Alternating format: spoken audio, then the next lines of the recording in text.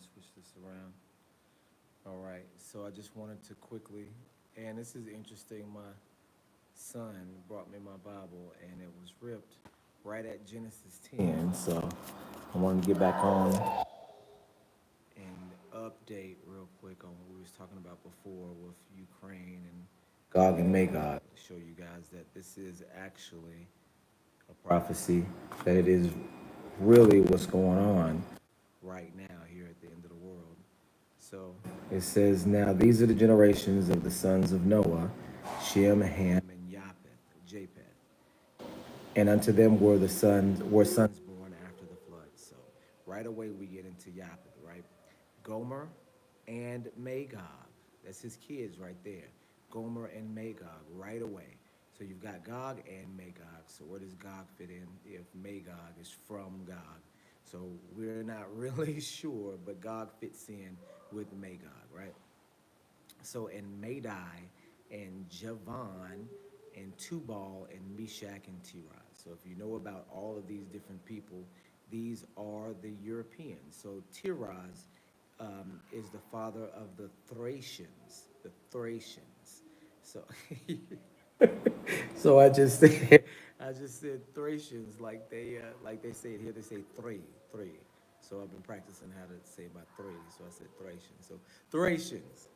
All right. So this is, if you read Josephus, he'll tell you that the father of the Thracians is Tiras. So you can even see Thrace right there. If you remove the I, and you know how the vowels work in ancient languages, Tiras is easily Therese or Thrace. So also, okay, thank you. So I just had a text come through. So, and also you'll recognize Javan. So if you guys know who Javan is, that would be the Greek Empire. So if you look at Javan, you will know that Greece is also associated with Ionia, right? So look at this word Javan. That J becomes an I, and that V becomes an O or a U, and then you have Ion, or Iun, or Yun. They pronounce it Javan. But Javan is the Greeks. So far you have the Thracians, the Greeks, you have uh, the Gomerites, and then you've got Magog. And you know, Magog comes right back at the end of the world. So far, you have all the European nations right here. You've got Europe right here. This is where the Yaphethites inhabited Europe, Eastern Europe, and into Asia. And see, you say, well, okay, well, where are they?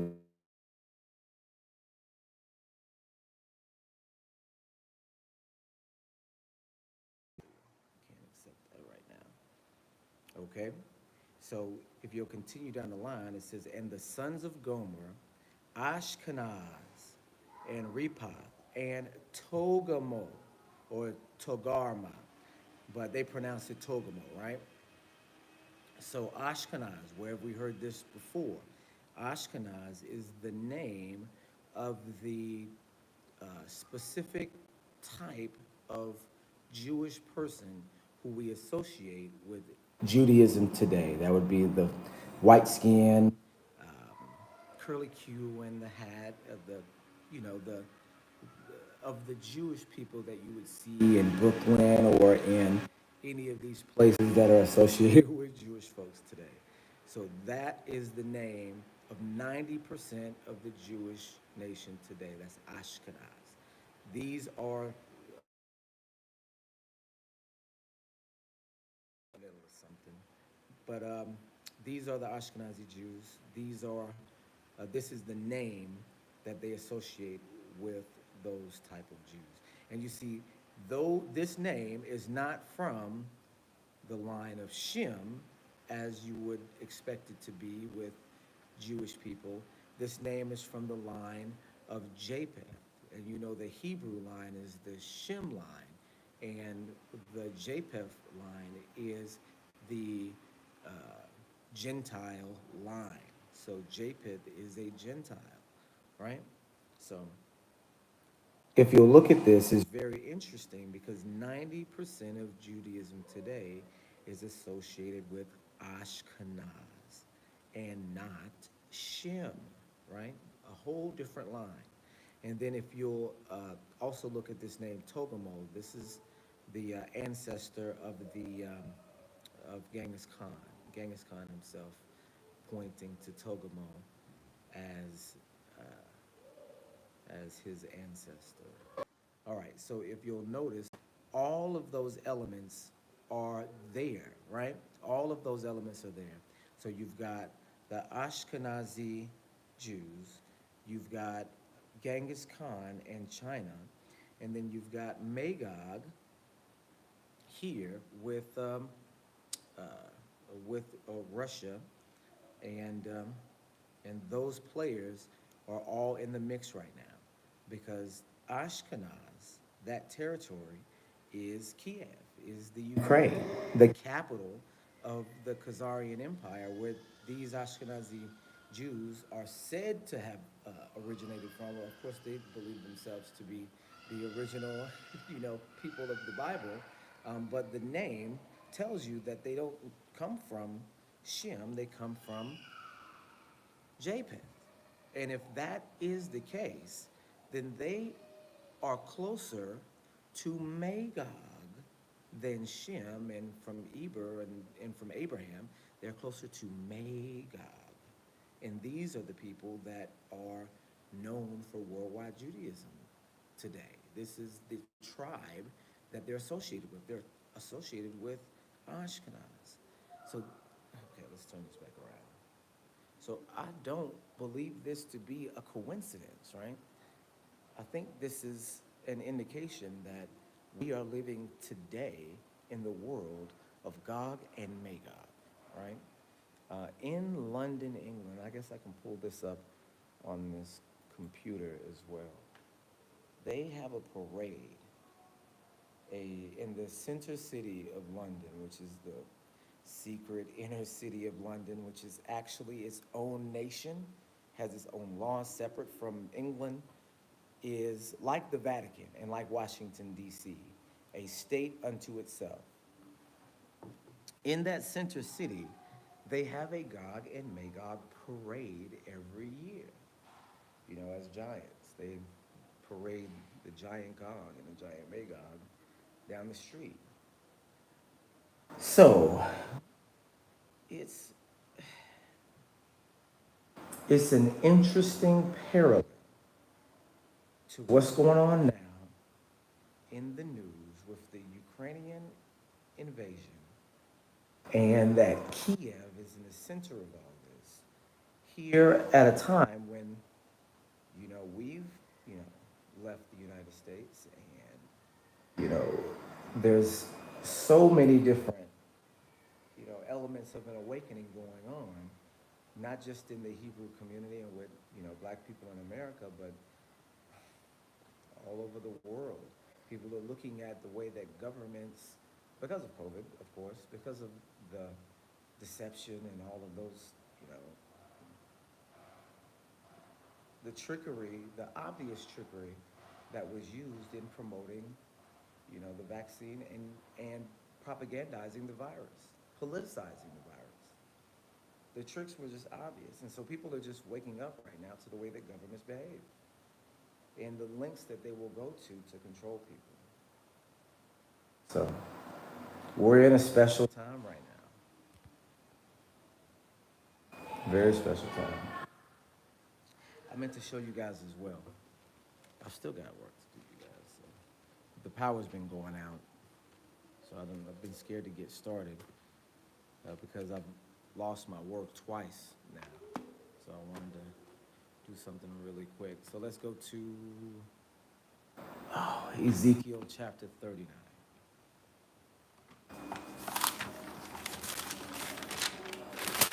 Yeah. So here it is. It says, let me turn this around. It says, where are we at? For son of man, prophesy against Gog and say, thus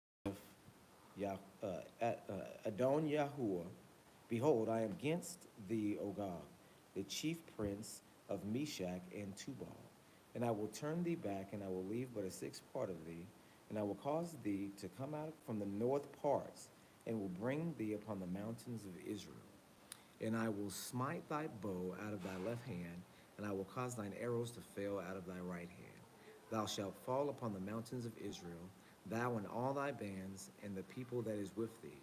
I will give thee unto the ravenous birds of every sort, and to the beasts of the field to be devoured.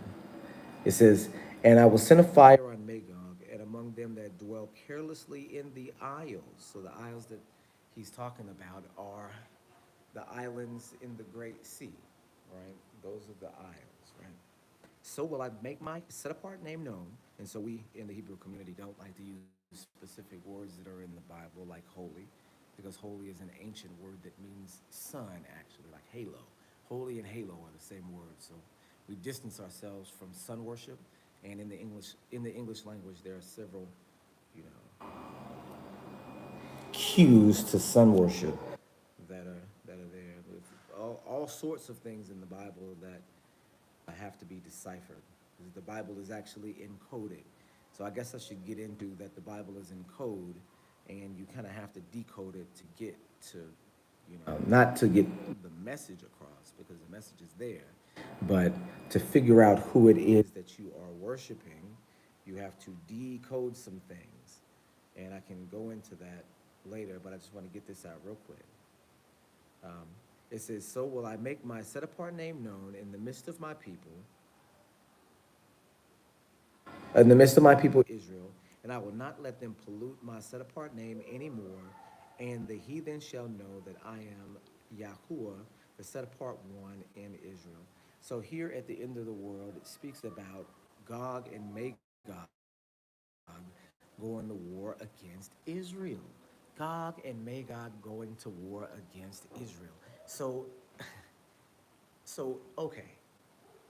So if that is the case, what would that look like?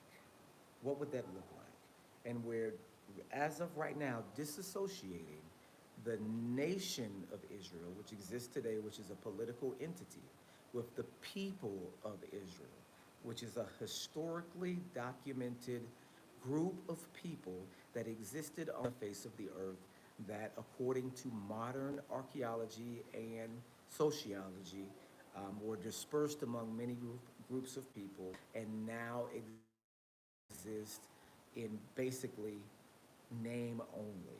Even though there are a group of people that associate themselves with that historical group, it is common knowledge that this group historically connected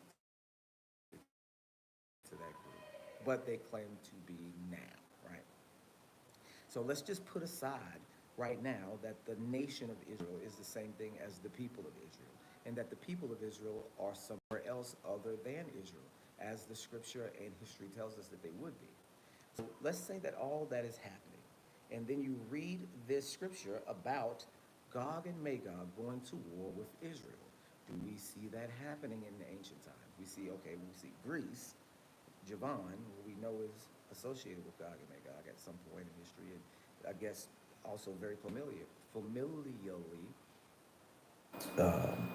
we see them taking the Israelites captive in the book of Joel.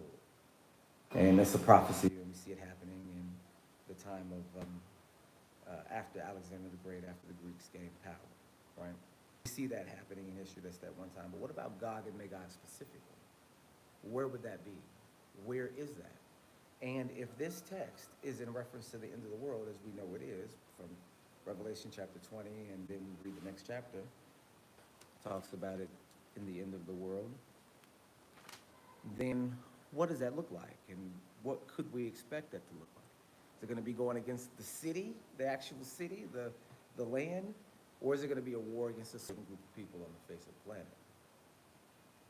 Do you see what I'm saying? Do you see what I'm getting at with that? You've got here, or I say here, I'm not in America anymore, but in America, you've got a systemic set of rules that is, wildly favored racially for one over the other, and a group of people that have come from an area that is associated with Gog and Magog, living in the same place. And in Brooklyn, right next to one another, right on top of one another. Almost, you could say, in one community, separate in that same community. I was amazed at how many, you know, Orthodox Jewish people lived in very close or even in the same neighborhoods, seemingly, as black people. And that the two cultures didn't really mesh there, um, but were right on top of each other. Like you had whole Jewish communities right across from the hood, the projects. And I was amazed by that because these two communities historically have been, if you understand the context, they have historically been together before. Because that original culture is a black culture, that biblical culture is the black culture, it is our original culture. So, so it's a very interesting dynamic that that group of people, that those specific people are in the Bible as the termed Ashkenazi Jew. If you look at it, they're associated with Gog and Magog. And at the end of the world, it says that there will be a war between the two. And then we see there is a war in the United States. A war, a secret war with silent weapons that have public consequences. A war nevertheless. A war nevertheless. When you see racism in the media, you see racism in movies, subtle, subliminal racism. You have Facebook AI popping up with racist suggestions even.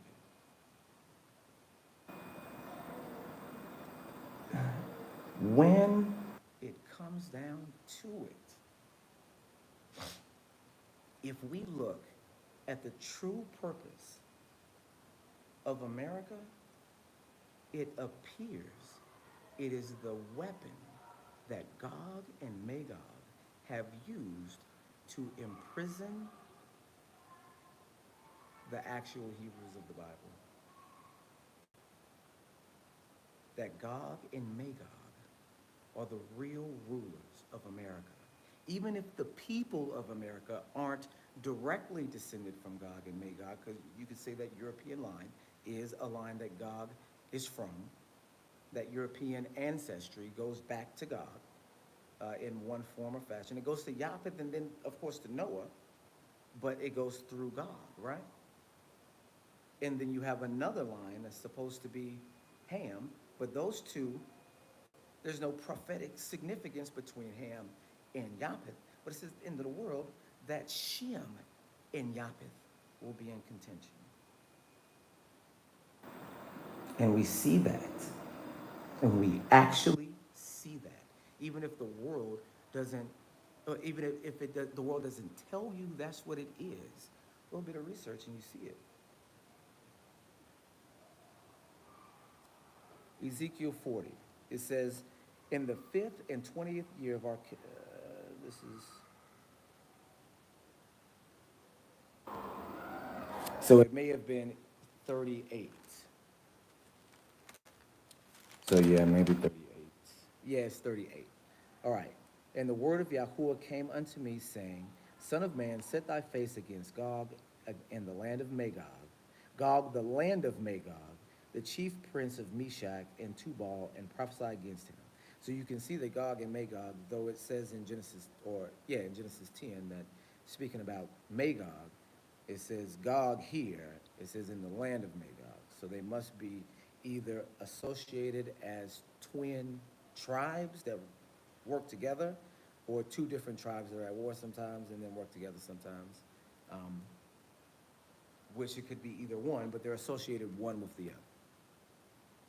So it says, and I will turn thee back and put hooks in thy jaws and will bring thee forth, and all thine army, horses and horsemen, and all them clothed with all sorts of armor, even a great company with bucklers and shields, all of them handling swords. Persia, Ethiopia, and Libya with them, all of them with shield and helmet. Gomer and all his bands, Togamo and the house of the north, Togamo of the north quarters and all his bands. So again,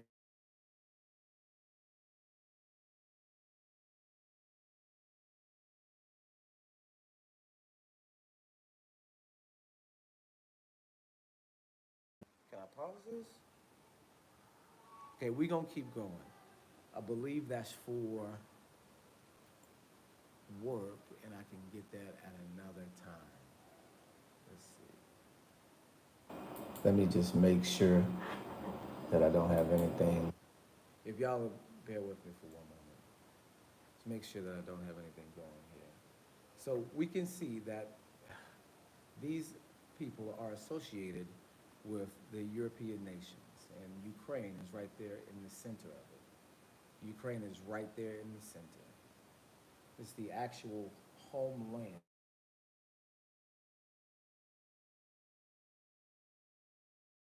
So I've got people calling, and the load is posted, and I can't get back online right now, so they're gonna be calling in looking for loads. The load's already covered.